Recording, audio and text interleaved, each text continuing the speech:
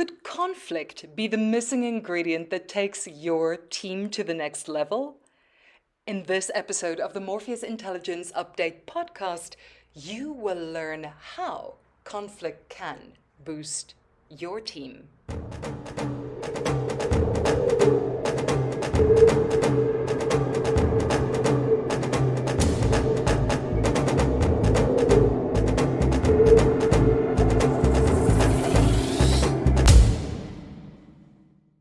Today we're going to be dealing with functional conflict. Functional conflict. I find it very interesting. I talk about this topic quite a lot with leaders. And one of the things that I find very, very interesting, leaders go, no, but there's no such thing. There's no such thing as functional conflict. There's no such thing as positive conflict.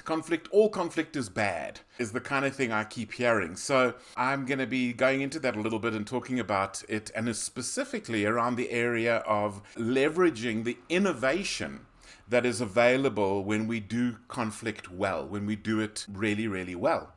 We're going to start with this. What is it? What is functional conflict?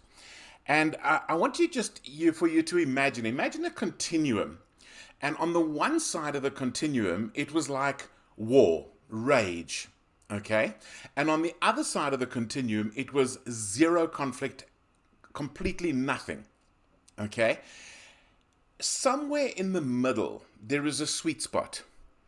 And that sweet spot is called functional conflict. So functional conflict is about creating an environment and having the right practices in your teams, in your families, wherever it is, to leverage all of the emotions and concerns of all of the participating parties to create win-win solutions. Now, I know there's a lot of jargon I just threw in there, but let me quickly try and break that down again. Basically, there's a sweet spot where we don't have zero conflict, but we don't have dysfunctional conflict. In fact, the research calls the zero conflict also dysfunctional conflict. So we're trying to get somewhere in between the two levels of dysfunctional, the zero and the rage or war. And somewhere in the middle, we want to create a space, a safe space where everybody can be heard, all the voices can be heard, where everybody feels that their opinions are being valued, and their concerns specifically are being valued, and I'm going to come back to that point, so that we can have some sort of a win-win environment. That's really what we're looking at here. So I'm going to go into a little bit of a poll, and in this poll, I'm going to this was the slide I was supposed to show. So this is creating that sweet spot, stopping everything and creating the sweet spot. So I am going to go into a poll now. And I'm going to ask your opinion. I'm going to give you one of 5 options to consider. And I'm just going to share a screen here so that you can see this. And here are your options. Which of these are, and I'm going to give you can put 2 in, the most true of your teams or relationships? No conflict, not enough conflict, creative positive conflict, a bit too much conflict, rage or war. So you can choose 2 options, and let's get a bit of a poll going here. Oh my goodness, the first 2 that came in was a combination of none and rage or war. Very interesting. Okay, then not enough and creative positive. Okay, so a little bit more on these over here. So okay, so we've got from the extremes. I mean, I'm sure you can see this statistics, but quite from the extremes, we've got where we are talking about the no conflict and the not enough conflict. Sorry, the no conflict and the rage or war, a total of 25% there. The other 75% split between not enough conflict and creative positive conflict. Now, I didn't participate this time around, but I would have also said not enough conflict would be one of mine, and then creative positive conflict would be the other one. Not to say I never go to the other places, but thank you for your inputs. If anybody else wants to still input, it'll still be open for a moment here, and that is ahaslides.com MIU /MIU. Ryan says, is anyone being honest? All right, very good. Thank you, everybody. I'm not seeing any more coming in, so I am going to stop the share, and I will have a look at this. If anybody does want to add another one in, we can come back to it. All right, thank you very much. All right, let's move along. So, we've had a quick look at what it is. So, why do we need it? Why do we need this functional conflict? And one of the things, and I don't know if this will surprise you or not, but we can now see that functional conflict builds trust. Of course, it also happens in an environment where there is trust. So it plays a bit of an interplay role. They kind of build each other, whereas dysfunctional conflict will break trust, which will then lead to more dysfunctional conflict. And so this idea of we want to have in our teams synergy. We want to have in our teams where we can be optimally leveraging off each other's strengths, that kind of thing. That sort of 1 + 1 is 3 or 1 + 1 is 11, depending on how you want to play with that little phrase. That's going to happen when we have functional conflict. When there is no conflict, you don't get it. And when there's full-on rage or war, you don't get it either. And so you're looking for this kind of sweet spot for functional conflict. And that's why we need it. Secondly, it's a route to maximize teaming and innovation. There's now a whole lot of things that are showing us that at its most innovative, there is conflict. A lot of us sort of think of, an innovative space as this wonderful, peaceful space, and we're all going together.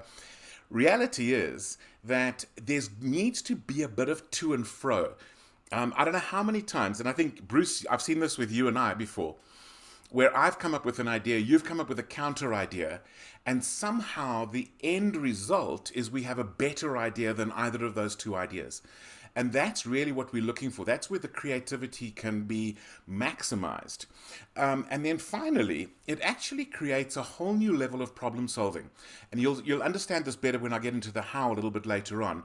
But we need this because we can solve problems at a much higher level. We can come across, we can find solutions that are multidimensional and yet simple. And so I'm going to talk you through a little bit more about that in a moment.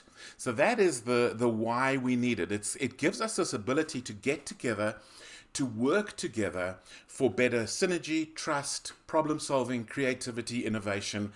All of that comes out of this kind of teamwork.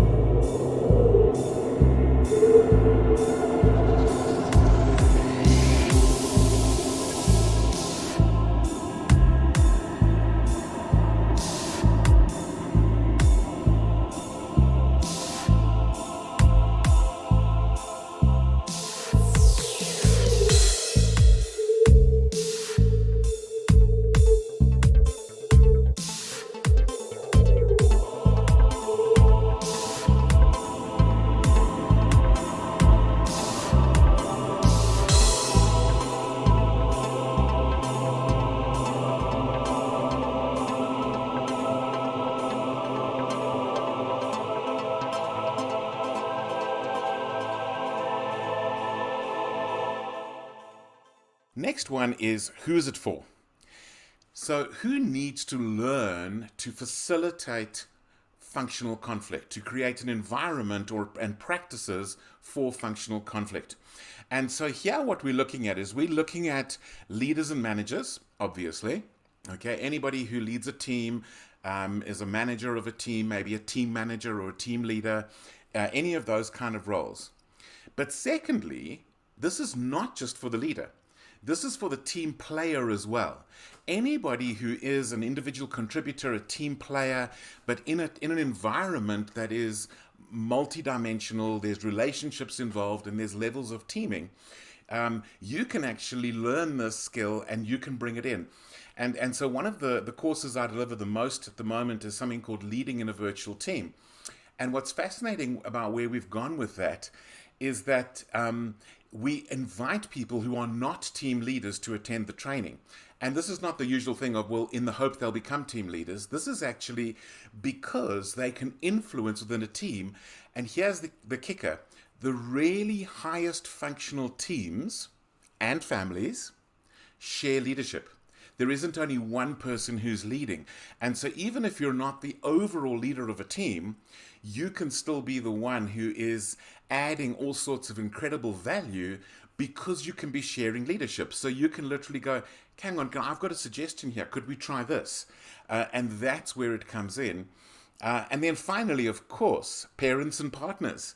If you're in some kind of if you're married, or you're a parent, or you're in a partnership, maybe a business partnership, all of these things are going to thrive on functional conflict, positive functional conflict. So that's where we're saying that's who is it for, and so the next question, of course, that then comes up is when. When do we need it? And I would say there's two really critical signs to be aware of that could tell you, oh, we have a problem. We are not in a place of functional conflict. So over and above all the whys I've just mentioned, here's two things that you may want to look out for. The first is when you notice patterns of dysfunctional behavior. Patterns of dysfunctional behavior. So, for example, if you notice that every time you reach a certain point, there is a breakdown. There is somebody who's feeling left out. There is kind of just the end of a conversation. Just a pattern of dysfunctional behavior would be a really interesting reason to go, oh, hang on, we are not operating in functional conflict. And the second one is, in fact, that when not all the voices are being or feeling heard. So we really want to hone in on when is the behavior dysfunctional and when are there voices that are not being heard. And this happens even in families where you've got a family, gathering, you've got a decision, you've maybe got a discussion that you want to have. Maybe it's about a holiday, maybe it's about chores, whatever it might be. Maybe this is a team meeting, and you realize that not everybody's feeling heard. Not everybody's voice has been heard. And so this is now limiting the system because we haven't got the voices heard in the system. And that's why paying attention is so important. So, yeah, when do we need it? Dysfunctional behavior, or when the voices aren't being heard, or the people aren't feeling heard.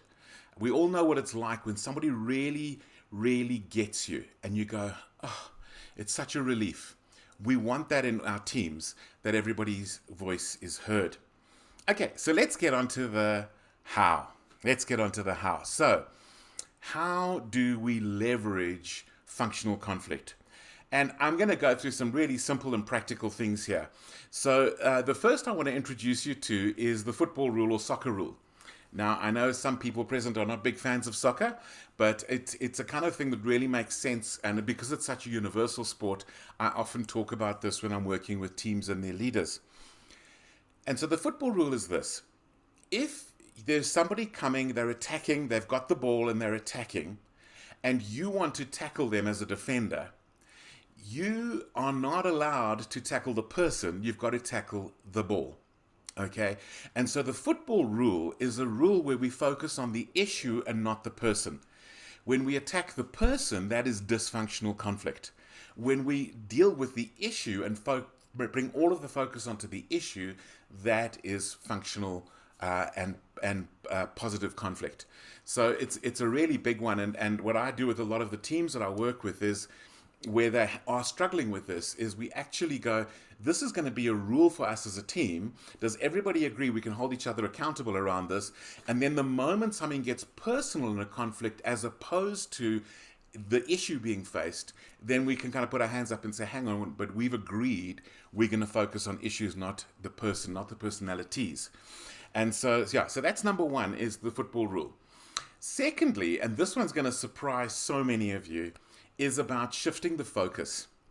Because in a team or family conflict, very often we've had this thing drilled into us for years and years and years. Don't bring me problems, bring me solutions. And I want to tell you, in the sphere of functional and dysfunctional conflict, it's one of the problems. Because what happens is people get attached to their solution and they cannot even tell you what their concern is behind their solution. And so we want to shift the focus to what's the concern. So let me give you an example. You've got two people on a team, and the first one is saying, we have to do X. And the other one is saying, no, we have to do Y. We go, whoa, let's pull this back. You say X is what we need to do. What is what is the reason? What's the issue that you're trying to address? Let's just go back a step. Let's forget the solution for a moment. Let's get to the issue. You've spotted an issue. What's that issue? Then the other person, oh, it's got to be why. It's got to be why. Hang on. Let's just abandon why for a moment. You are saying this for a reason. What's the issue? What's the reason? Okay? And then you'll go and the one will say, oh, because it's the only way we'll be profitable. And the other one will say, but it's the only way we will keep clients. And we go, hang on, both of those issues sound really important. Let's not choose a solution that's either or. Now, as a team, where can we go? And so we want to bring in that. So the second skill here is shifting the focus. The third skill of leveraging conflict is to listen to the what and the why of each person's concern. So we want to find out what is driving you saying this and why is that important. And we get that from everybody. Now we've got a whole richness of information that can feed into team problem solving. And that's what we want to focus in on. And so now the fourth step is we want to invite. So we've got the football rule, we've got focus, we've got listening. Now we want to invite. And what we want to invite is everybody to bring creative ideas and solutions because we're actually all on the same side. We all agree that we want these concerns to be addressed. And so let's, as a team, come up with a team solution that addresses these issues, that comes up with what we really want to do. And this is where I've seen things amazing happen. And I want to just quickly add in. So let's say, for example, there are two people, and the one is saying we have to do this, and the other one is saying we have to do this. And of course, over here, it is a lose-win. A lose-lose over here, a lose-win over here. Over here, we've got a win-lose. Somewhere in the middle, we've got this horrible thing called a compromise.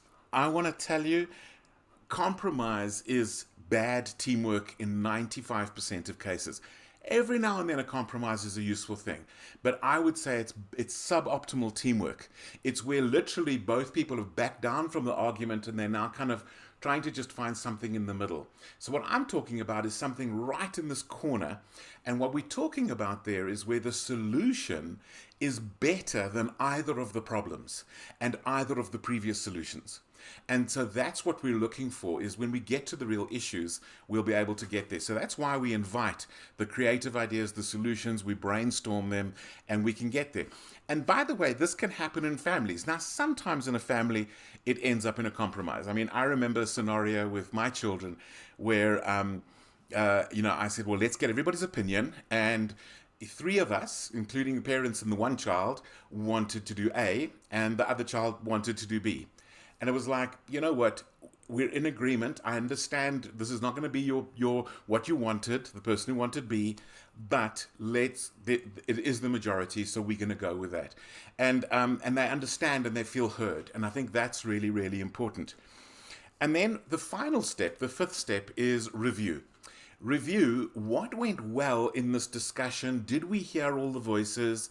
What would we do differently next time? Is there something we could have done better? And what have we learned from this process that we can leverage next time we have a difference of opinion within the team? So that takes us through that. Let me quickly revise very quickly. We do the football rule. We focus on the issue. We shift the focus from the solution to the concerns, from the solutions to the concerns.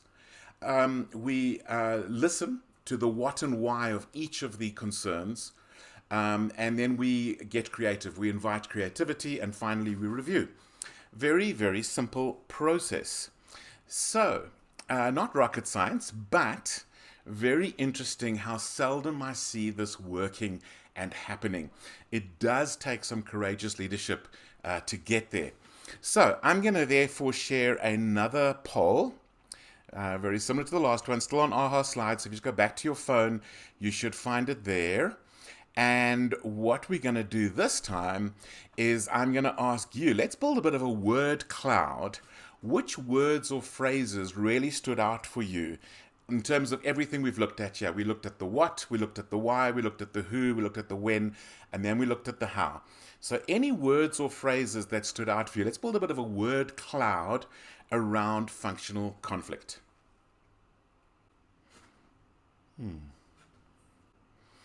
Oh, those are good ones so far. Feeling heard and that compromise sucks. Love it. Thank you very much. Let's get some more.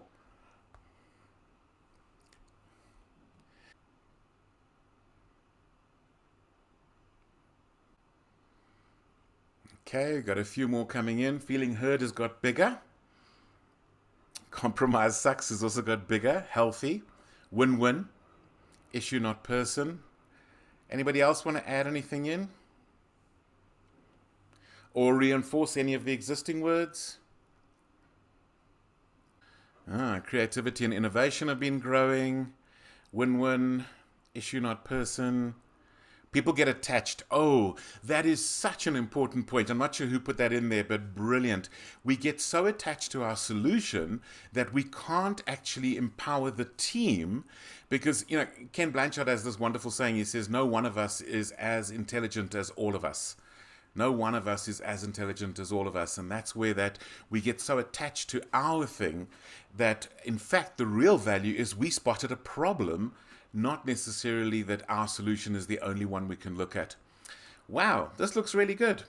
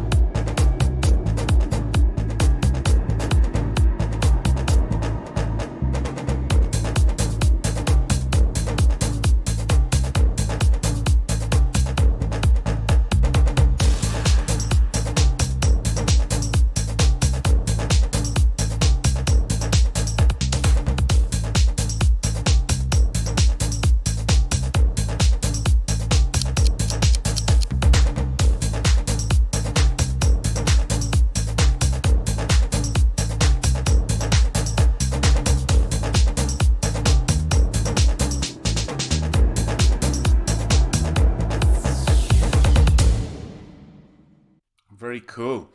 Okay, thank you, everybody. So I'm going to stop the share. Oh, another one came through now. Yeah, this compromise sucks is right in the middle. I love that. I love that. I am so anti-compromise. Look, there are times you've got to do it, but I would say 9 times out of 10, it's actually not a clever idea at all.